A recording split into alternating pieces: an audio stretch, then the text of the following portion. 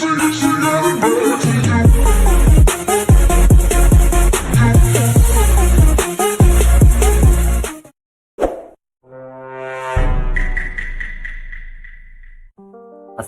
warahmatullahi wabarakatuh. Perkenalkan, nama saya Muhammad Al-Ghifar Ramadan dengan NIM F521230339.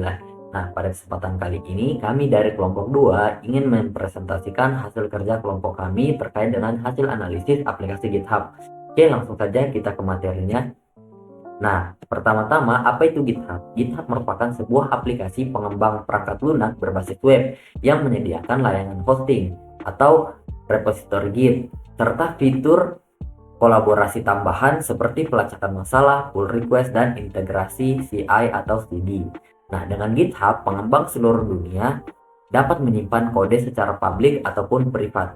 Nah, aplikasi GitHub ini dikembangkan oleh Tom Preston Werner, Chris, dan juga PJ Heath pada tahun 2005 dan resmi diluncurkan pada tahun 2008. Platform ini mendukung komunitas pengembang open source besar. Jutaan kontributor dapat melaporkan bug, berbagi perbaikan, dan membangun aplikasi bersama-sama.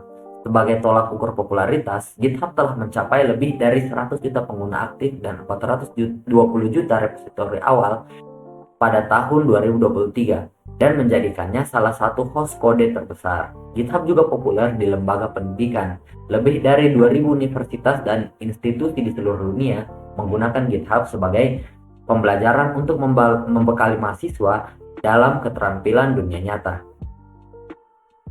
Nah, selanjutnya yaitu analisis fitur. Terdapat 5 fitur utama, yaitu repository, yang kedua yaitu branching dan merge, yang ketiga yaitu pull request, yang keempat ada issue tracking, dan yang kelima yaitu code review dan comment. Nah, apa itu repository? Repository merupakan rumah utama bagi seluruh proyek, di mana kita dapat menyimpan hasil dokumentasi kita secara terpusat. Nah, dengan mekanisme version control, setiap perubahan yang dilakukan oleh tim akan tercatat dalam riwayat commit history, sehingga memudahkan pelacakan, perkembangan, dan rollback ke versi sebelumnya bila diperlukan. Nah, opsi publik dan privat memberikan fleksibilitas publik untuk kolaborasi terbuka dan privat untuk menjaga kerahasiaan kode. Nah, selanjutnya yaitu branching dan merge. Nah, ketika tim ingin mengembangkan sebuah fitur, kita dapat menggunakan branch agar tidak mengganggu kode yang dibuat sebelumnya ataupun tidak mengganggu kestabilan kode utama. Nah, disinilah eksperimen dan pengembangan berlangsung secara terisolasi. Setelah melakukan perubahan, kita dapat menggabungkan kembali kode yang telah kita rubah tadi kepada kode yang sebelumnya ataupun kode yang utama tadi dengan menggunakan merge, sehingga mencegah gangguan dan meminimalkan risiko konflik.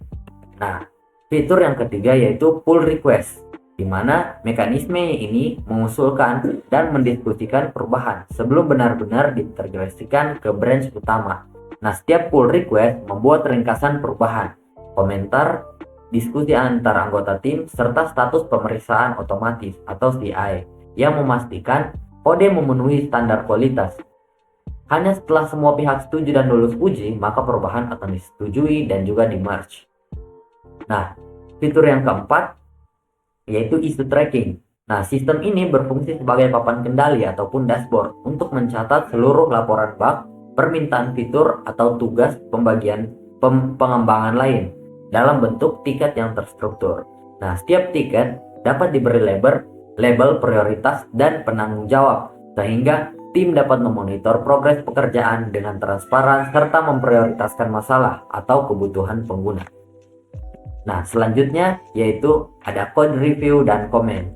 Nah, dalam setiap pull request yang kita sudah lakukan tadi, kita dapat memberikan komentar langsung pada baris kode yang berubah. Nah, proses code review ini memungkinkan anggota tim saling membahas logika, gaya penulisan, dan kesesuaian dengan standar proyek, sehingga kualitas kode tetap terjaga sebelum disatukan ke dalam alur utama. Nah, sekian dari saya. Selanjutnya akan dijelaskan oleh teman saya. Baik, perkenalkan, nama saya Muhammad Arila Bizar dengan NIM F521230338. Di sini saya akan melanjutkan penjelasan mengenai analisis fitur yang ada pada GitHub. Yang keenam ada project board, ketujuh ada GitHub Action, ke-8 wiki dan readme, 9 security and permission, dan yang terakhir integrasi eksternal. Baik, kita lanjut ke penjelasan project board. Project board bekerja seperti papan Kanban, di mana tim dapat menyeret kartu tugas yang terhubung dengan isu atau PR antar kolom seperti to do, in progress, dan done. Fitur ini mempermudah visualisasi alur kerja, penjadwalan sprint, dan koordinasi tugas tim demi kelancaran pengembang secara real time. Selanjutnya, GitHub Action. Dengan GitHub Action, setiap perubahan kode yang di-push dapat memicu workflow otomatis mulai dari build, uji, hingga deployment tanpa campur tangan manual.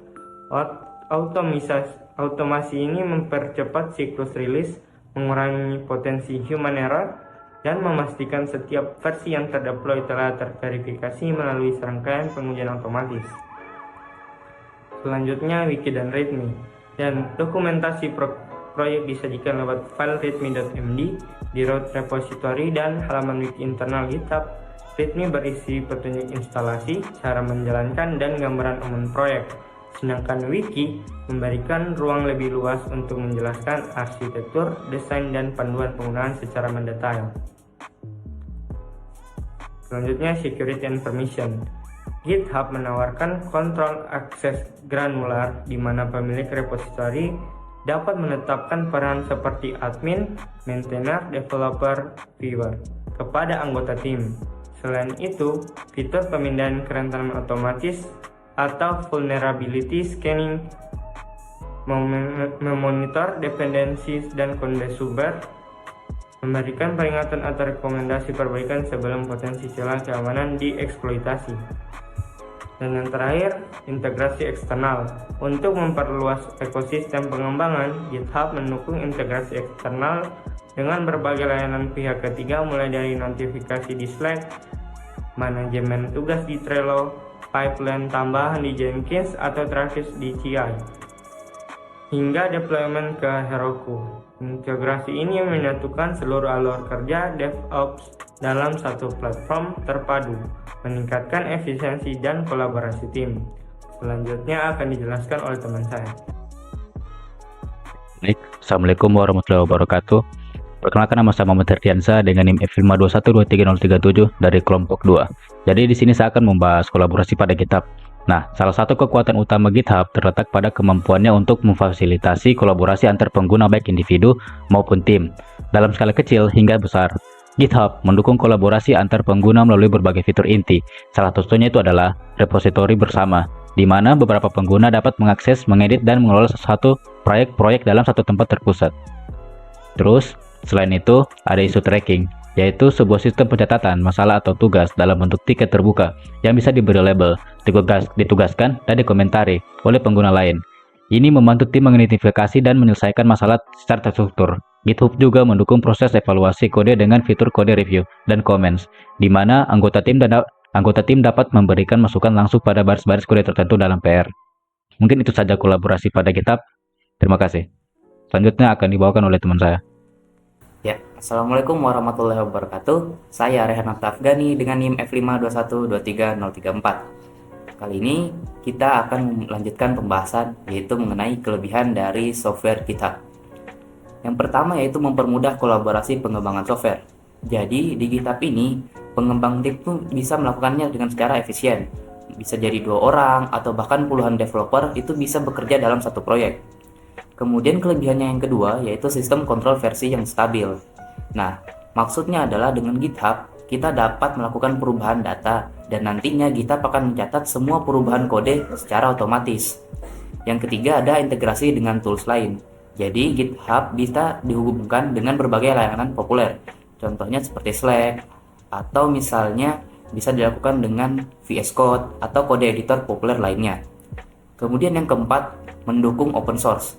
Jadi di sini GitHub bisa menjadi rumah bagi banyak proyek yang open source dan terkenal. Salah satu contohnya seperti Linux, React, dan juga TensorFlow.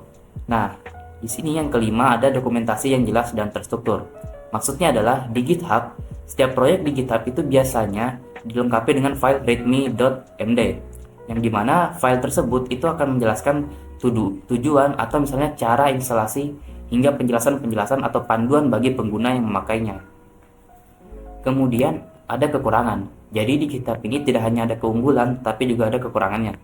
Kekurangannya yang pertama yaitu batasan pada fitur akun gratis. Jadi kalau akun gratis di GitHub itu memang sudah cukup banyak kebutuhannya, tapi tetap ada batasannya. Misalnya jumlah private repository-nya terbatas, kemudian fitur-fitur lanjutan seperti tim kolaborasi dan integrasi keamanan hanya tersedia di akun berbayar saja. Kemudian yang kedua, perlu pemahaman yang lebih jelas tentang Git. Nah, di GitHub ini dibangun di atas sistem Git. Jadi agar bisa menggunakannya secara maksimal, kita itu perlu mempelajari atau memahami cara kerja dari Git ini dulu, baru kita bisa menggunakannya secara maksimal. Kemudian yang ketiga, membutuhkan koneksi internet. Ya, karena aplikasi atau software GitHub ini adalah berbasis web, jadi kita membutuhkan layanan koneksi internet untuk bisa mengaksesnya. Kemudian selanjutnya ada rekomendasi. Di sini ada 2 rekomendasi, yaitu untuk mahasiswa dan juga untuk organisasi atau komunitas. Nah, untuk mahasiswa sendiri ini sangat dianjurkan atau sangat direkomendasikan karena bisa menjadi tempat media pembelajaran. Untuk misalnya kita bisa membangun portofolio atau belajar kolaborasi tim dan juga memahami proses pengembangan perangkat lunak modern di GitHub. Nah, jadi tujuan utama atau misalnya apa yang sangat direkomendasikan dari GitHub ini untuk mahasiswa yaitu platform sebagai media pembelajaran. Kemudian untuk rekomendasi kedua itu ada organisasi dan atau komunitas. Nah, untuk organisasi sendiri itu GitHub bisa menjadi media kolaborasi project team development di organisasi tersebut, atau juga bisa jadi untuk review kode atau pengelolaan proyek dengan alur kerja berbasis Git. Sedangkan untuk komunitas sendiri itu bisa menjadi media berbagi data. Jadi kalau misalnya ada komunitas game dan lain sebagainya, itu bisa berbagi data di GitHub. Contohnya pada komunitas game itu komunitas atau orang-orang bisa membagi data-data atau bisa berbagi mod-mod, file-file mod untuk digunakan oleh pengguna-pengguna lainnya itu di GitHub. Kemudian selain rekomendasi ada saran. Di sini saran untuk pengguna yaitu mulailah dari dasar-dasar Git. Jadi supaya pengguna bisa memaksimalkan fitur-fitur yang ada di GitHub, itu pengguna harus mulai belajar dulu dasar-dasar dari Git itu sendiri. Kemudian saran yang kedua adalah aktif dan berkontribusi di komunitas. Nah, dengan kita aktif dan juga berkontribusi di komunitas, kita juga bisa memberikan benefit untuk pengguna-pengguna lainnya. Kemudian selanjutnya ada kesimpulan. Kesimpulan dari GitHub ini adalah GitHub merupakan platform manajemen versi dan kolaborasi pengembangan perangkat lunak yang sangat kuat, fleksibel, dan mendukung praktik kerja modern, baik dalam skala individu, tim kecil, hingga organisasi besar. Dengan fitur-fitur seperti pull request, issue tracking, branching, dan integrasi dengan berbagai layanan lain, GitHub telah menjadi standar industri dalam pengembangan perangkat lunak. Oke, sekian yang dapat kami sampaikan mengenai analisis dan juga review bagaimana software atau aplikasi berbasis web GitHub ini. Mohon maaf atas kesalahan dan kekurangan kami selama presentasi. Saya mewakili kelompok 2 mengucapkan terima kasih. Saya akhiri. Wassalamualaikum warahmatullahi wabarakatuh.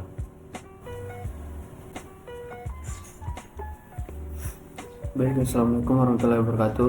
Perkenalkan, nama saya Nisyamtil Salam, dan di sini saya akan mempraktikkan yaitu bagaimana cara penggunaan dari GitHub. Jadi yang pertama-tama kita akan membuat akun terlebih dahulu.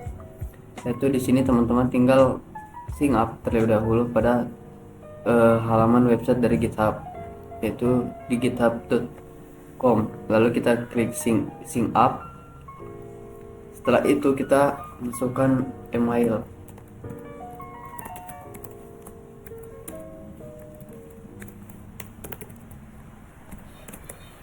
Lalu masukkan paspor dan juga username-nya. Di sini pilih region kalian. Nah, di sini saya pilih Indonesia. Lalu continue. Nah, selanjutnya kita akan disuruh untuk verifikasi akun. Jadi di sini kita akan melakukan verifikasi terlebih dahulu.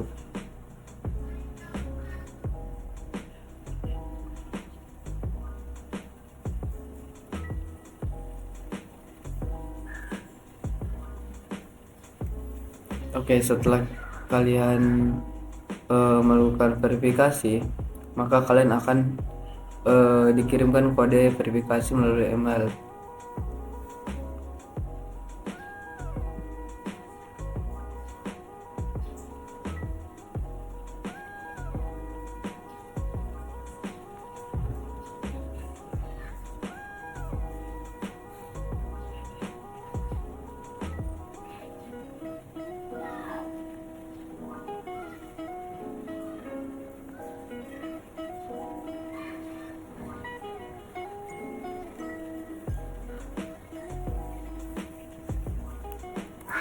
Setelah kalian melihat kode di email kalian, kalian masukkan ke dalam sini.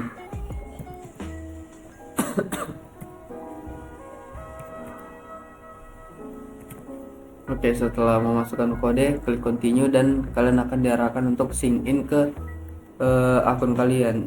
Jadi kalian di sini tinggal menuliskan username atau email address, lalu paspornya.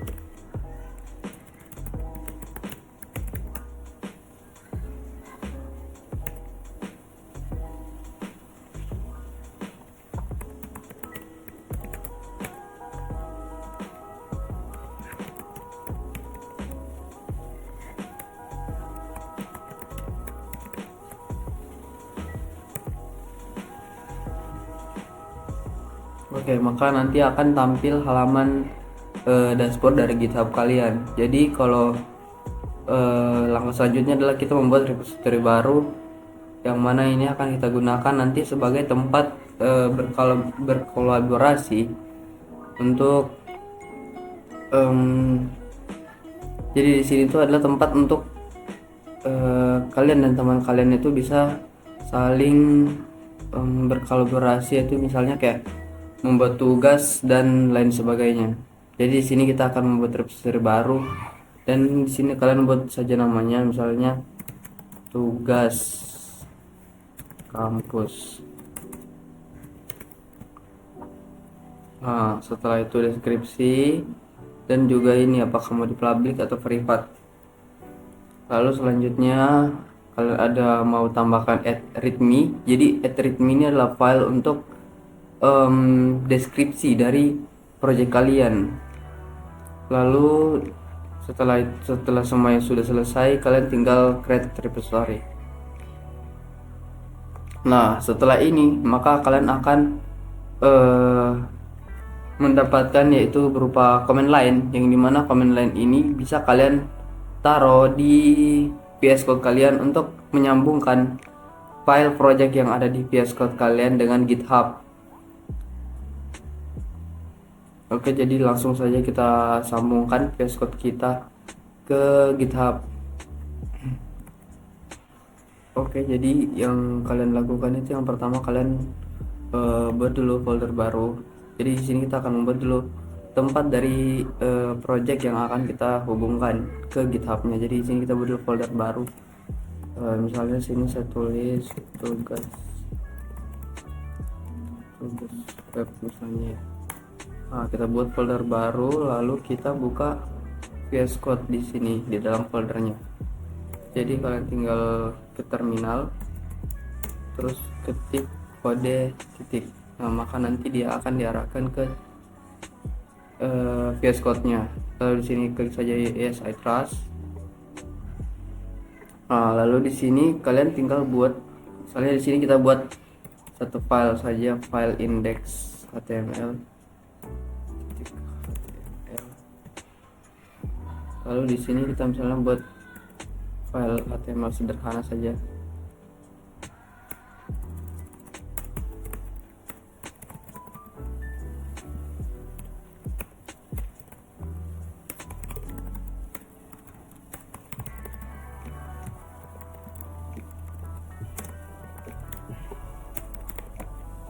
Nah, Setelah itu cara untuk menghubungkan ini, jadi nanti ini file-file dari ini, misalnya file index.ml ini nanti akan kita ekspor atau kita push, atau ya kita push ke GitHub-nya. Jadi caranya seperti ini. Jadi setelah file projectnya kita buka, terus kita isikan file-filenya, kita ke GitHub-nya terlebih dahulu lagi. Jadi kita kembali ke sini, lalu kita salin saja ini. Kita git init dahulu. Kita git init. Nah, jadi fungsi dari git init ini adalah untuk error. Jadi setelah kalian itu, kalau misalnya nanti muncul git init, pas kalian klik git init dia error seperti ini, dibilang git is not recognized, maka kalian harus mendownload git terlebih dahulu. Jadi caranya adalah seperti ini. Nah, kalian buka dulu saja website dan cari domainnya itu gitscm.com, lalu download, cari versi kalian. Jadi di sini kita menggunakan yang versi ini. Jadi kalian harus download git dahulu supaya gitnya nanti bisa dipakai.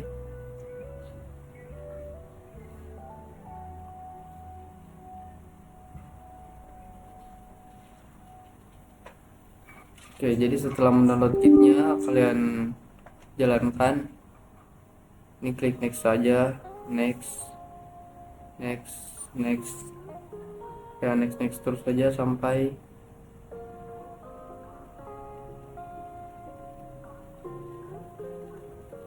diinstal. Oke, setelah itu kalian tunggu saya sampai terinstall.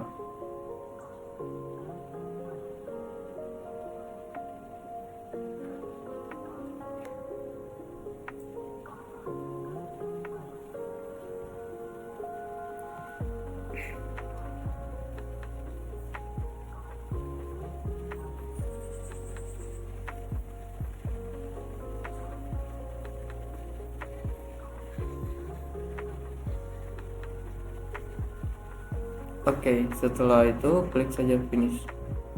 Nah, sudah. Jadi kitnya sudah terinstall.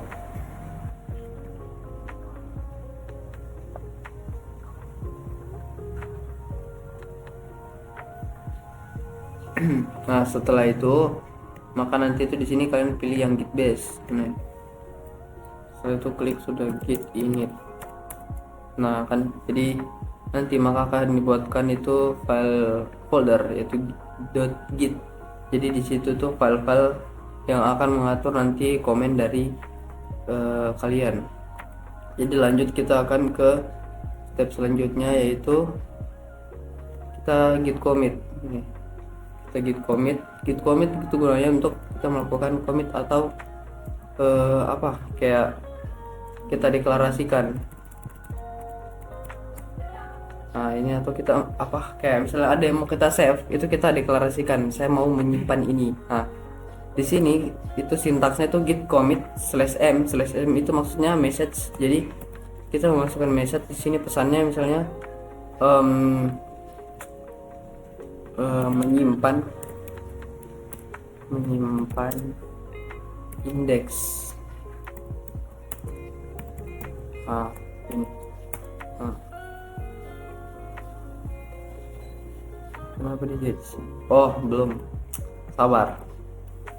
Jadi pertama kita klik dulu git add titik. Jadi fungsinya di sini untuk menambahkan semua file-file yang ingin jadi git add ini kita gunakan untuk menambahkan semua file yang ingin kita masukkan. Jadi kalau kita ingin memasukkan indeks saja, file indeks saja, kita hanya tulis git add index.html. Kalau kita hanya mau menambahkan indeks HTML.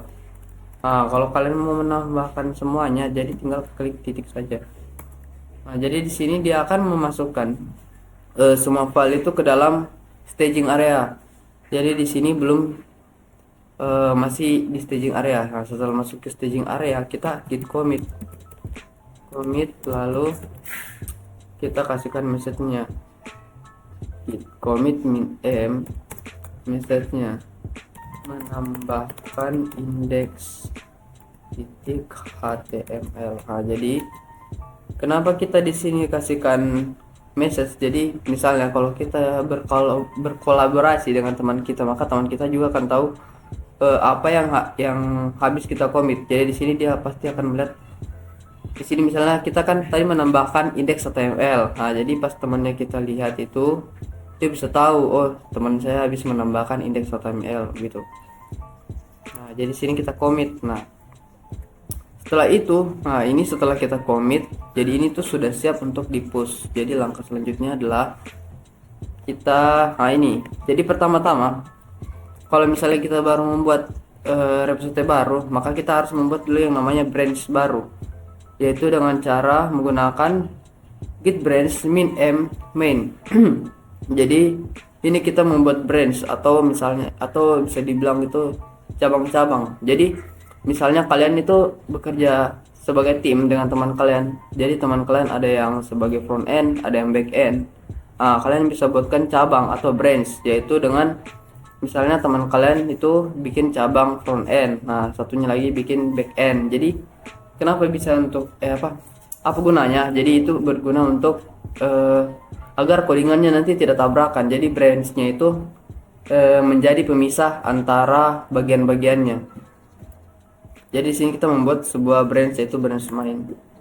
Nah, setelah itu ini di sini tahap kita menyambungkan dengan repository-nya. Nah, di sini kita git remote at origin. Jadi kita sambungkan ke GitHub repository kita tadi, yaitu tugas kampus. Nah, jadi di sini folder kita ini sekarang sudah terhubung ke GitHub-nya, repository GitHub-nya. Jadi langkah selanjutnya adalah tinggal kita push ke GitHub-nya.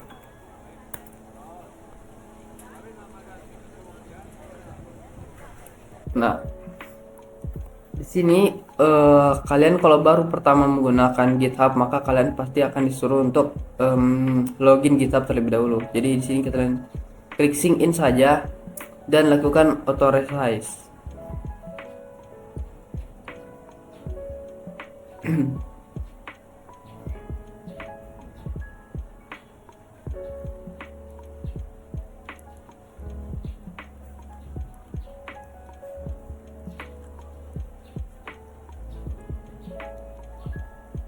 Oke.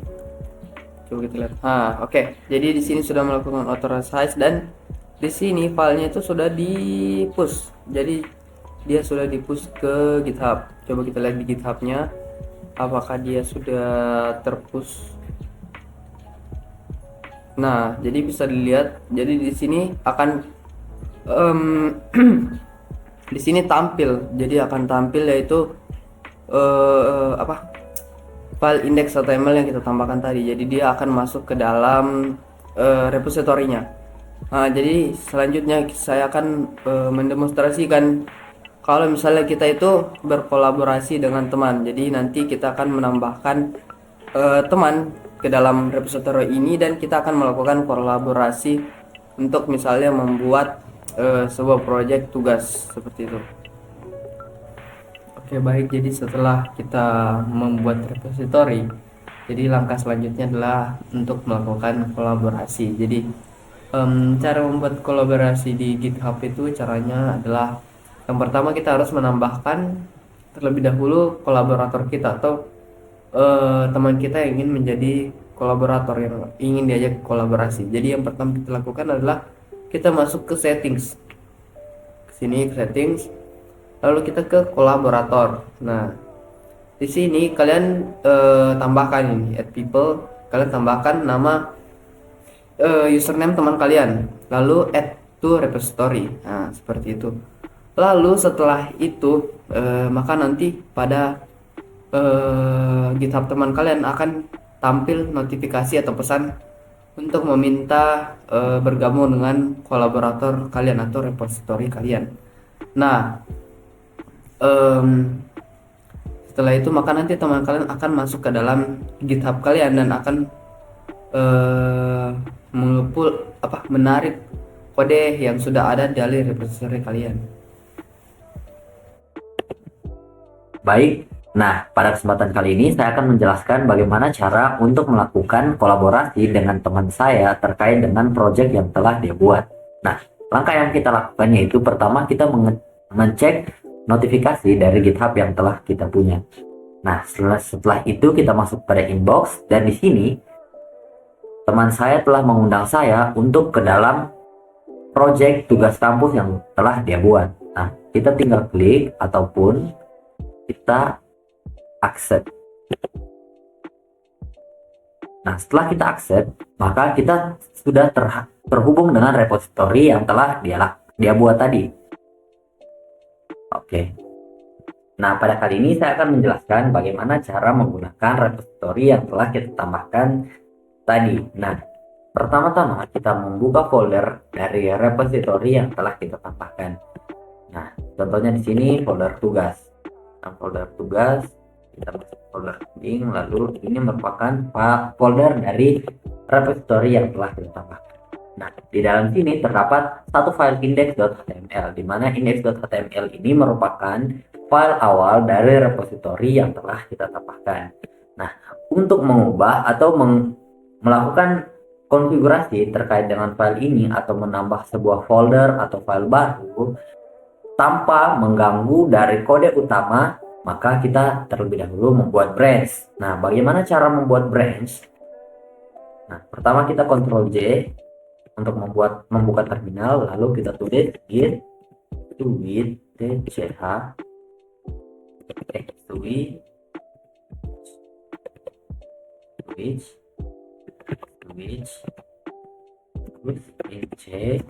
lalu kita tambahkan nama branch yang ingin kita tambahkan.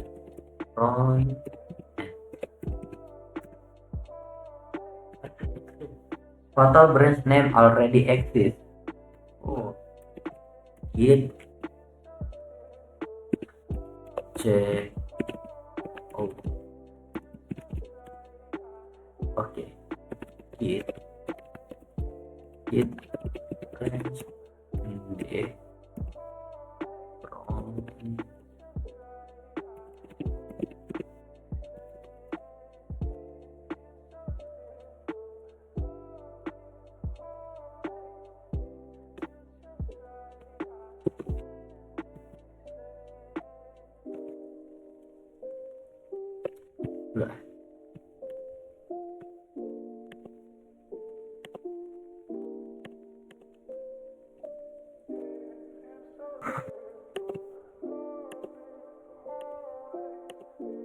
Nah, baik, pada kesempatan kali ini saya akan menjelaskan bagaimana cara menggunakan repository yang telah kita tambahkan tadi. Nah, caranya yaitu kita buka foldernya terlebih dahulu. Kita cari folder di mana repository kita tambahkan. Nah, setelah mendapatkan folder dari repository yang telah kita tambahkan tadi, di sini terdapat satu buah file. Di mana file ini merupakan hasil dari repository awal yang telah kita tambahkan. Ini contohnya ada index.html. Nah, untuk mengkonfigurasi atau menambahkan sebuah file dalam repository yang telah kita buat tanpa perlu mengganggu kode awal, maka kita perlu menggunakan fitur yang namanya branch. Bagaimana cara membuat branch? Yaitu dengan membuka command prompt dengan mengetik Ctrl plus J, lalu kita tulis git switch from. Nah, from ini apa? Ini merupakan branch yang ingin kita tambahkan. Nah, lalu kita akan dipindahkan ke dalam branch yang terbaru, yaitu front end. Setelah itu kita lakukan push atau kita masukkan atau kita dorong ini ke dalam repository. Origin front.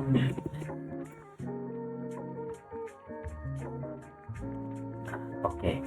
Nah, setelah itu kita tambahkan perubahan. Misalnya di sini saya akan menambahkan folder CSS dan menambahkan file script.css. Oke, langsung saja saya skip untuk menambahkan kodenya.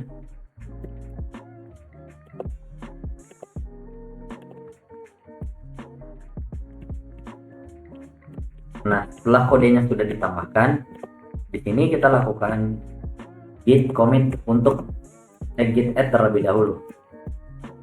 Masukkan file ini ke dalam repository. Nah, setelah kita add, lalu kita tulis git commit min m, lalu kita tuliskan pesan yang ingin kita tambah. Ini adalah CSS. Nah, setelah itu kita push kembali.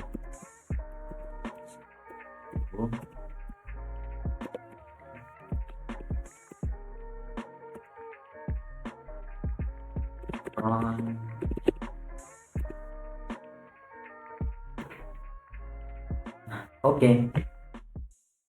Ini oke, sukses. Nah, maka kita telah melakukan yang namanya membuat branch baru, lalu kita menambahkan atau melakukan push kode yang telah kita buat ke dalam repository, dan kita juga mengirimkan pesan pada repository yang ingin kita tambahkan.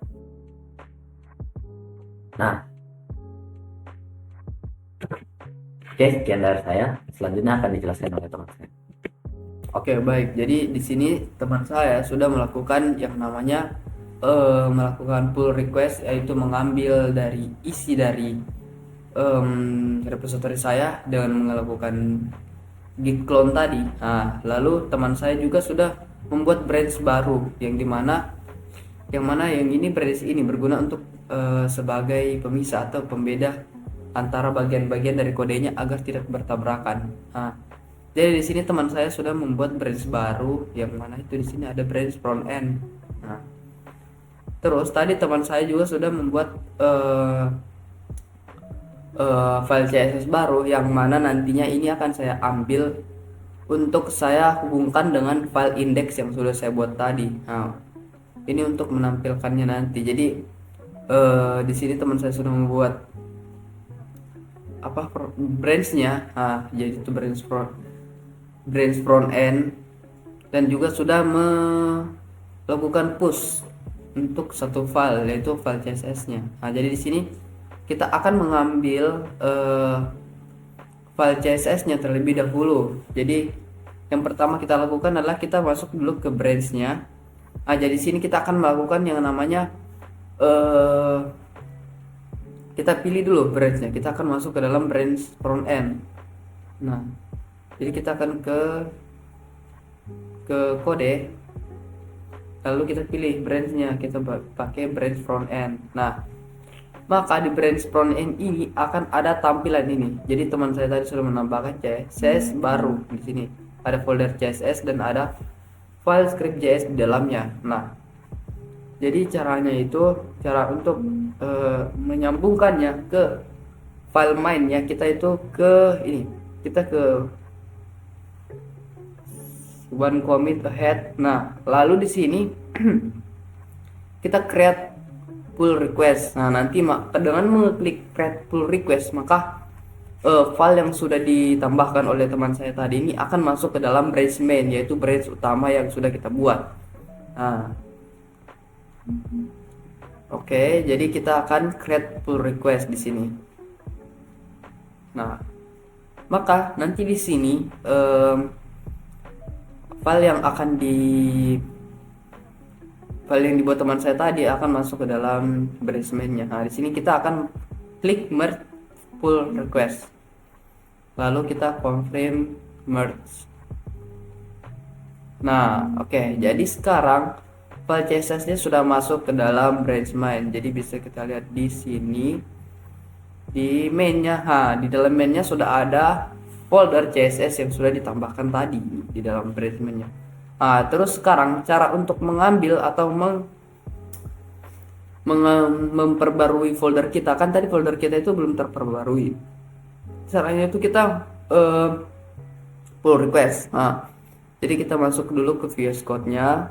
Di sini kan kita bisa lihat di sini belum ada folder CSS. Jadi bagaimana cara untuk menambahkannya? Kita tinggal klik saja git pull origin main. Nah, ini akan mengambil file yang ada di branch main, karena tadi kan di branch main sudah kita masukkan file dari folder CSS-nya juga.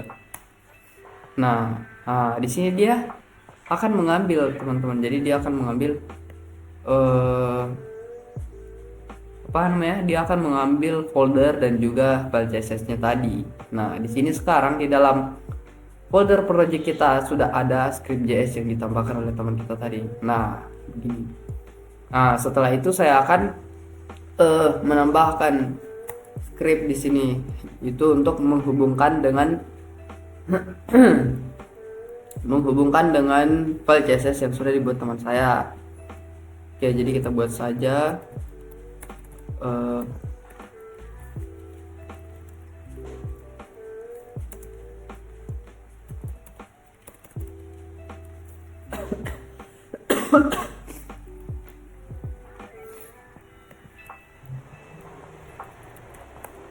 Oke, jadi kita tinggal menambahkan tadi itu, yaitu menyambungkannya dengan CSS titik script CSS. Oke.